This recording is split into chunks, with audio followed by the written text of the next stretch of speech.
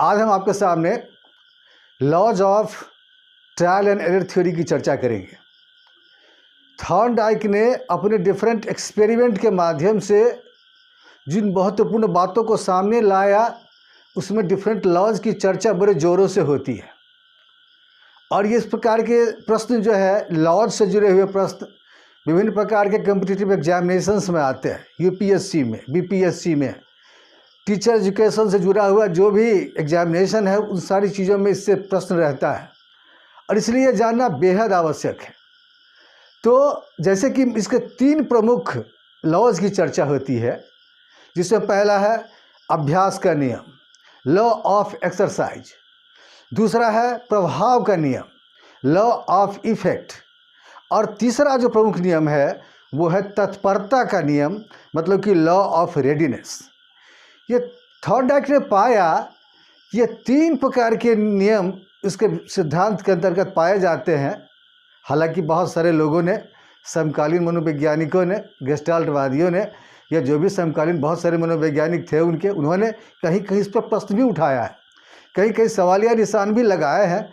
लेकिन थॉर्नडाइक ने इस प्रयोग के मार्फत से सिद्ध किया और जिन नियमों की इन्होंने चर्चा की वो आज भी मनोविज्ञान में बड़े इज्जत की नज़र से उसको देखा जाता है और उसको भरपूर मान्यता आज भी है। जैसे कि मान लीजिए पहला है अभ्यास का नियम, लॉ ऑफ एक्सरसाइज। देखिए, किसी भी प्रकार के सीखने में अगर आप थॉर्नडाइक की बातों को छोड़ भी दीजिए तो किसी भी प्रकार का जो हमारा सीखना होता है तो हमारे सीखने में प्रैक्टिस का जो है महत्वपूर्ण स्थान होता है।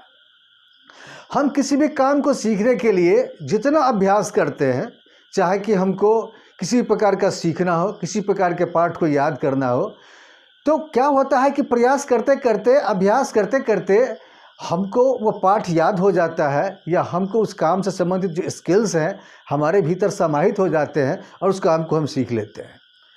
और उसमें जैसे कि 2 उपनियमों की चर्चा किया है उसमें थॉर्नडाइक ने। एक उपनियम है उसका लॉ ऑफ यूज़ और दूसरा है उसमें लॉ ऑफ डिसयूज, उपयोग का नियम और अनुपयोग का नियम।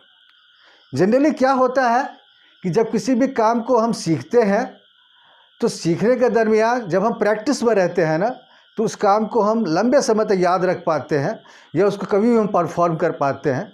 और कभी कभी ऐसा होता है कि सीखना प्रयास करते हैं लेकिन फिर उसके बाद हम उसको फिर प्रयोग में नहीं लाते और बाद में क्या होता है उसको भूल जाते हैं। फ़र्ज़ कीजिए आप, कोई बालक या कोई बालिका टाइपराइटिंग सीख रहा है, तो कोई क्या करता है कि वो एक बार टाइपराइटिंग सीख लेने के बाद अनवरत प्रयास करता है उसके बारे में। तो क्या होता है कि उसकी स्पीड ज़्यादा होती है, वो बढ़िया से धड़ल्ले से उसको टाइप कर पाता है। लेकिन कुछ एक ऐसे बच्चे होते हैं, ऐसे टाइपिस्ट होते हैं जो उसको फिर यूज़ में नहीं लाते। एक बार सीख लिया और फिर उसको छोड़ दिया तो फिर क्या होता है, कुछ चीज़ों को वो भूल जाते हैं। तो कहता है थॉर्नडाइक कि अभ्यास का नियम जो है बहुत ही इफेक्टिव है कि अगर आप प्रैक्टिस में होते हो तो आप किसी पाठ को बढ़िया से आप स्मरण में ला पाते हो, अपनी मेमोरी में ला पाते हो। और अगर आप प्रैक्टिस में नहीं रहते हो, यूज में नहीं उसको लाते हो, तो आप उसको भूल जाते हो। दूसरा जो लॉज है इसका, वो प्रभाव का नियम, लॉ ऑफ इफेक्ट। जनरली देख क्या होता है कि विभिन्न प्रकार के सीखने में उस सीखने से संबंधित इफेक्ट उस सीखने वाले के ऊपर कितना पड़ रहा है, थॉर्नडाइक इसके बारे में बता रहा है। और जनरली इसमें पुरस्कार और दंड की चर्चा थॉर्नडाइक ने भी की है और इसको किसी भी मनोवैज्ञानिक ने इससे इनकार नहीं किया है कि पुरस्कार और दंड का सीखने में इसका योगदान नहीं होता। जनरली क्या होता है, जैसे कि थॉर्नडाइक की बिल्ली का उदाहरण लीजिए आप, कि थॉर्नडाइक की बिल्ली ने इसलिए सीखने का प्रयास किया कि उसका सामने लक्ष्य था। उसको जब पिंजरे से बाहर निकल गई ना, तो पिंजरे से बाहर निकलने के बाद उसको भुनी हुई मछली का टुकड़ा मिल गया। या फिर थॉर्नडाइक ने ही जब फिर चूहों के ऊपर एक्सपेरिमेंट किया पजल बॉक्स में, तो चूहे इसलिए इधर उधर भटक रहे थे कि अंत में उनको लक्ष्य जब मिल जाता है तो वो इंसेंटिव के रूप में जब उसको मिलता है तो क्या होता है कि जब दूसरी बार, तीसरी बार, चौथी बार जब भी उसको अंत पथ में चल के जाना होता है तो वो जल्द से जल्द पहुंच जाते हैं और लक्ष्य को प्राप्त कर लेते हैं।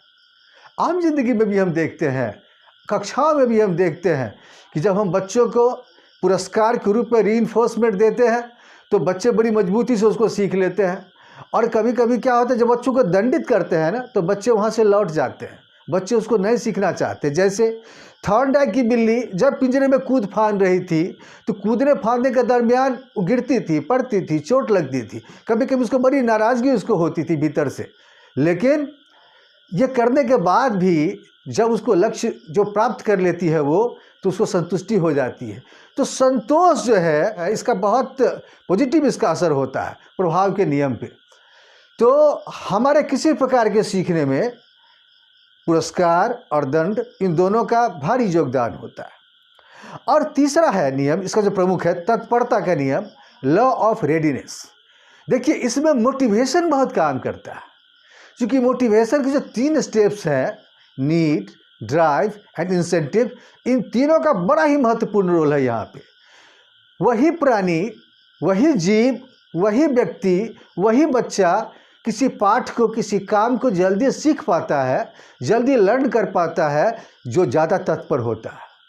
मानसिक रूप से बिल्कुल उद्वेलन की अवस्था होती है, नीड की अवस्था होती है, छटपटाहट होती है कि कैसे इस चीज़ को हम सीख लें। और जो प्राणी, जो व्यक्ति, जो बालक, जो बालिका किसी भी काम को सीखने के प्रति जितना तत्पर रहता है, उस काम को उतनी तत्परता से, उतनी जल्दी से उसको सीख लेता है। तो यह तत्परता का नियम जो है, ये लॉ ऑफ रेडीनेस जो है, इसको भी सर्वोपरि माना है डिफरेंट लॉज में थॉर्नडाइक ने।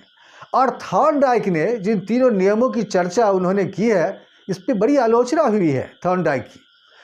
और खासकर जो थॉर्नडाइक ने इस सिद्धांत को 1898 में प्रतिपादित किया, और उसके उस समय से लेकर और लगभग 1930 तक बड़ी आलोचना झेलनी पड़ी थॉर्नडाइक को। कभी कभी थॉर्नडाइक जो है सो इस आलोचना से थोड़ा सा परेशान भी होते थे, लेकिन फिर थॉर्नडाइक ने 1932 ईस्वी में उन्होंने इसमें संशोधन किया, और उन्होंने भी माना इस बात को कि दंड की अपेक्षा पुरस्कार जो है वो सीखने में ज़्यादा इफेक्टिव है। लेकिन कभी कभी ऐसा भी पाया गया कि बहुत सारे मनोवैज्ञानिक जो समकालीन रहे हैं थॉर्नडाइक के, उन्होंने अपने प्रयोगों के मार्फत से इस बात को सिद्ध किया है कि कभी कभी जिन बच्चों को जिस काम के लिए दंडित किया जाता है, जिन जंतुओं को, जीव जंतुओं को जिस काम के लिए दंडित किया जाता है, उस काम को वो सीख लेते हैं ताकि उनको दोबारा दंड ना झेलना पड़े।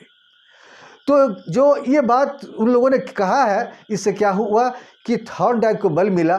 लेकिन थॉर्नडाइक स्वीकार करते हैं इस बात को कि कंपैरेटिवली जो पनिशमेंट हमारा है, उसके मुताबिक जो हम बच्चों को जो पुरस्कार देते हैं, उनको जो हम प्राइज़ देते हैं, उनको जो हम इंसेंटिव देते हैं, वो बच्चे के लिए ज़्यादा उपयोगी होता है। तो ये जो थॉर्नडाइक का ट्रायल एंड एरर थ्योरी है, तमाम आलोचनाओं के बावजूद ये आज भी, न सिर्फ उस समय में, आज भी हमारे सीखने में बहुत ही महत्वपूर्ण भूमिका निभाता है, और आज मनोविज्ञान में इसके बड़े ही आदर की दृष्टि से देखा जाता है।